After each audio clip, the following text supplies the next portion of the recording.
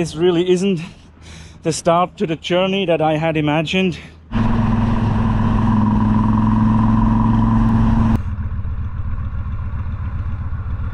And this really reminds me of the time I visited East Berlin just after the wall came down. I haven't seen a car in at least 20-25 minutes.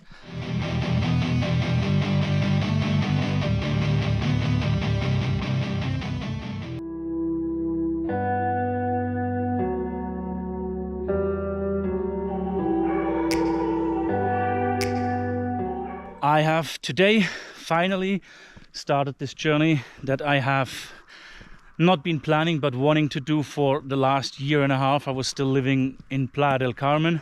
Yeah, it took a while. It took a long while to get it all sorted.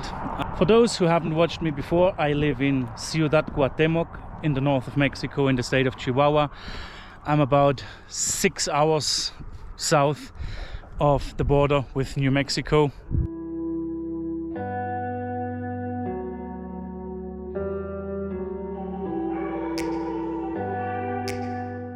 4.5 hours if I decided to go into Texas, El Paso. My bike is a 1994 Suzuki Intruder 1400. I've got my sleeping bag with me. I've got some spare gasoline with me.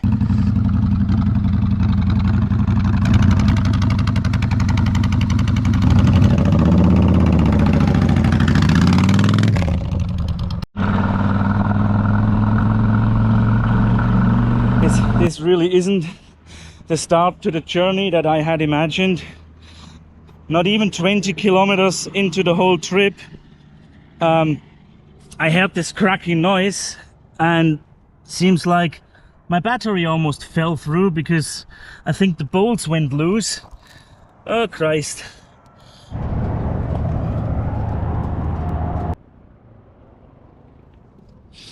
All good now, guys. Wow. Thankfully that was an easy fix. Thankfully I had a spare bolt with me. Just was a 2-minute fix, and I just had to be careful not to touch the exhaust because obviously everything's smoking hot now. Right, let's get on with this journey.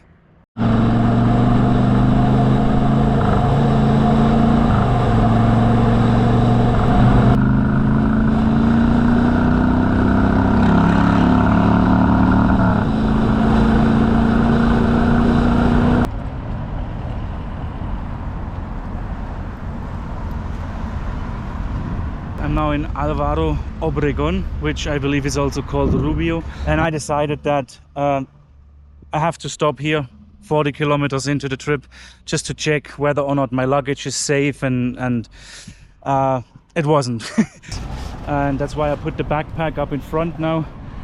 I tightened the petrol canister again, and I'm actually gonna wear my backpack the way it's meant to be worn. I'm gonna try to make it to Nuevo Casas Grandes, which is around a 300-kilometer trip, and tomorrow morning I'll be crossing into the United States via Antelope Wells in New Mexico, which is the smallest border crossing between US and Mexico as far as I know. All right, let's go.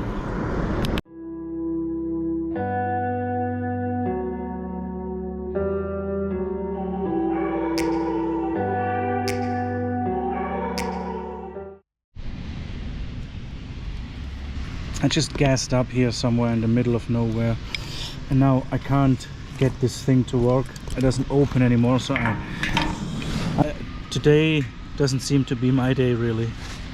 Just around 100 kilometers into this journey, I stopped here to gas up, and then I had this problem with the lid for my tank. Thankfully I found someone who had a tool and kind of fixed it.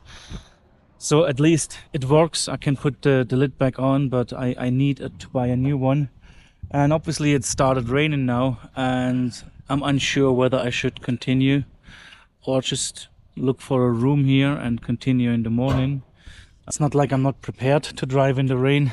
It's just that I fucking hate it. There's absolutely nothing enjoyable about riding a motorbike in the rain. So I already see it clearing up over there on the horizon, and in maybe 10-15 minutes I'm gonna head off and hopefully still make my way to Nuevo Casas Grandes today. I left this petrol station and I looked into the direction I wanted to go towards, as I said, Nuevo Casas Grandes, and it wasn't looking nice there. I would have been really, really wet, and there were thunderstorms. So I remembered, I mean, obviously I've been talking with my friends about this trip for a while, especially with one friend in Germany. And as a pure joke, he said, "So you're just a fucking weather refugee, right?" And then I thought, right now, why not? Why not be a weather refugee? Why make too many plans? Why not go wherever the wind takes you and take in some surprises? So I went into other direction where I've seen the sky was clear, and now I have no freaking idea where I'm going today, but I suppose I will find out soon.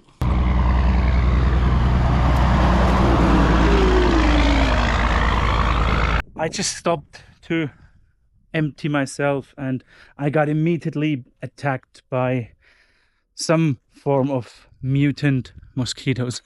I don't know.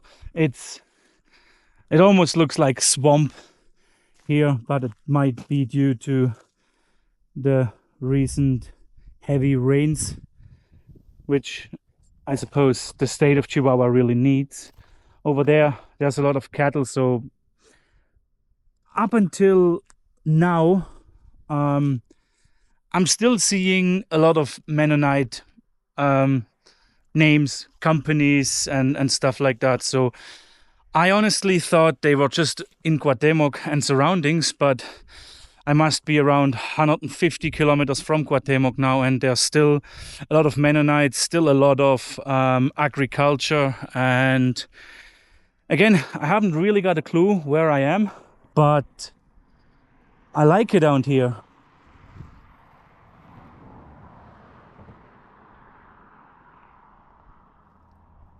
What I can definitely also say is that rearranging my luggage has been really helpful, because it's way more comfortable now to drive this way with the sleeping bag in front and nothing but the canister here in the back. If anybody knows what these are, please let me know in the comments. They look amazing and I had to film them. It says Bodegas del Terrero. A bodega, usually they store something like wine or whatever.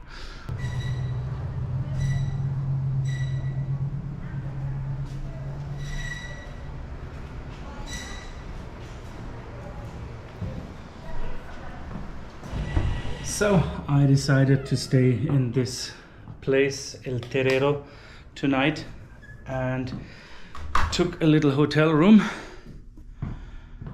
Looks nice. Bed is comfortable and they've got Wi-Fi. That's all I need. Good morning, lovely people on the internet. It's around 8:30 the next morning, day 2. I checked out from the hotel and I bought myself a burrito on the side of the road, and obviously I took the water from the hotel, because if I pay 700 pesos I may as well take the water. Again, I'm not going to make a plan today. I'm looking at the weather and I don't know when it's going to start bucketing down, so I'm just going to make my way north to hit New Mexico and a better weather as soon as I possibly can.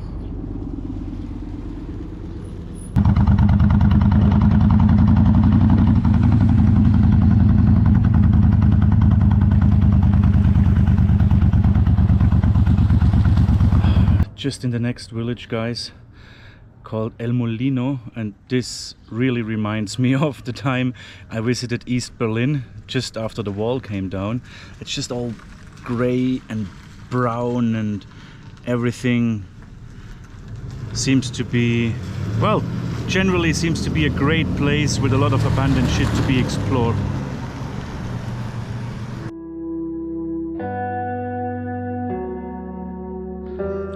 Well, it's quite easy to figure out why everyone is driving a truck here, but apart from the rather horrible roads, they seem to have a pretty amazing park. I don't know, like any place in Mexico, even if it's a shithole, pardon my French, they always manage to have great parks somewhere for people to enjoy and relax.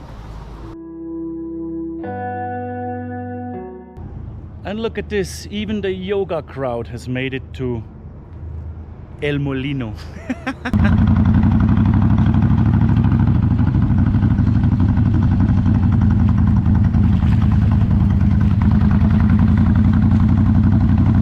I just can't stop stopping at the side of the road when I see something amazing. And how often do you see an abandoned police car, which happens to be is it a Charger or a Challenger maybe?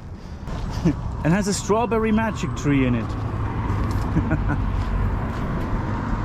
And you?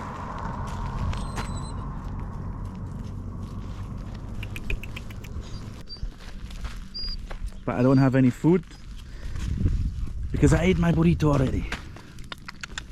And then there are all these abandoned, well, not abandoned, these American school buses that don't have use in the States anymore, and they get sold down here and also to Guatemala. And in Guatemala they take them apart completely and they paint them in funky colors and they call them chicken buses. And in Guatemala they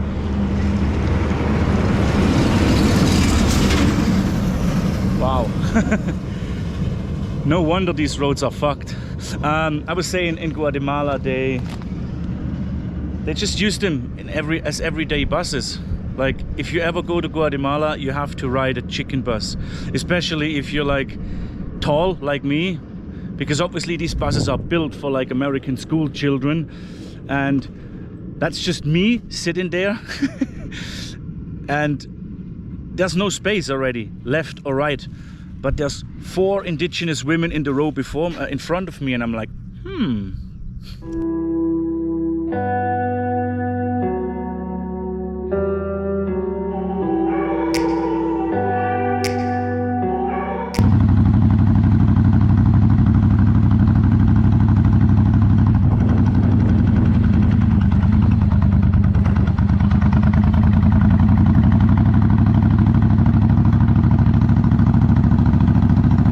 Alright, it looks like now I've actually reached Namiquipa, which I thought I was there yesterday when I was stuck at that petrol station for my tank lit.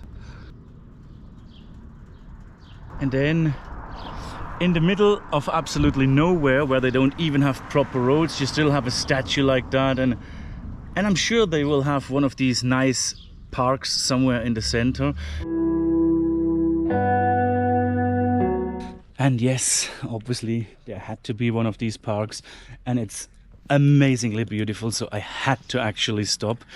Again, look at the last 5 minutes or so in this video where I am, and then look at how amazing they make these things. Like it's just breathtaking.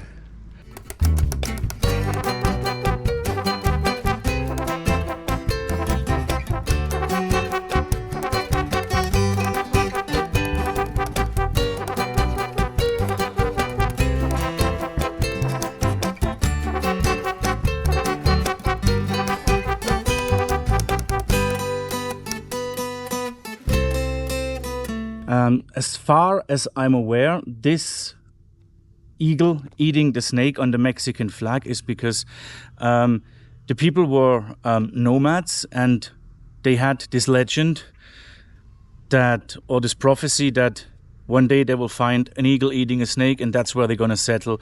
And well, that's what happened, and that's where Mexico City nowadays is.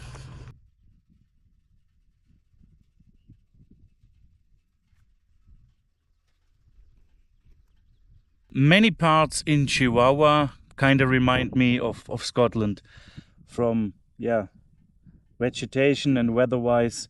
And then on the other side, you've got Arizona. It's just breathtaking around here.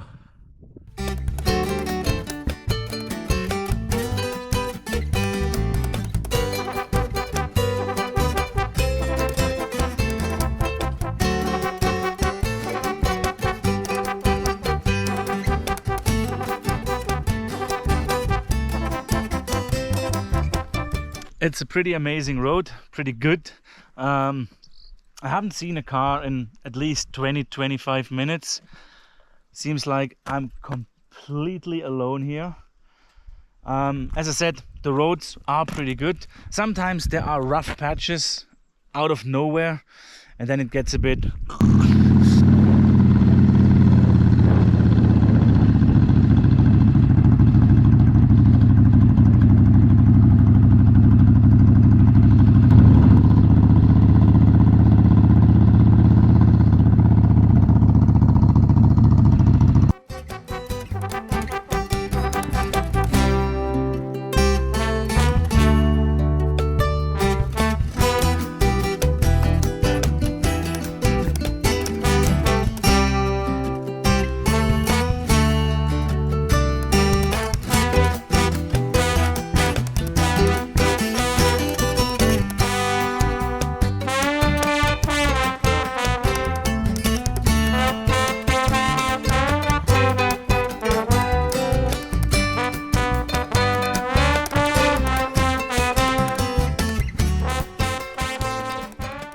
Welcome, ladies and gentlemen, lads and lassies, to San Buenaventura.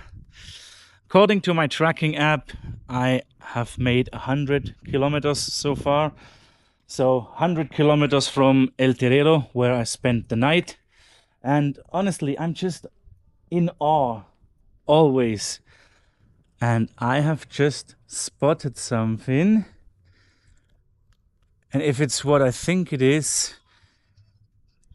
then it's a fucking jackpot, and it already made my day at, what is it now? 10:50 a.m. Let's check it out.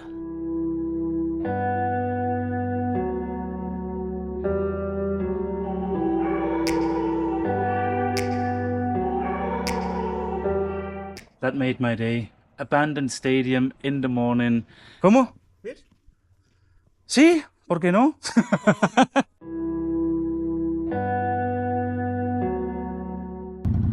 Wait a second.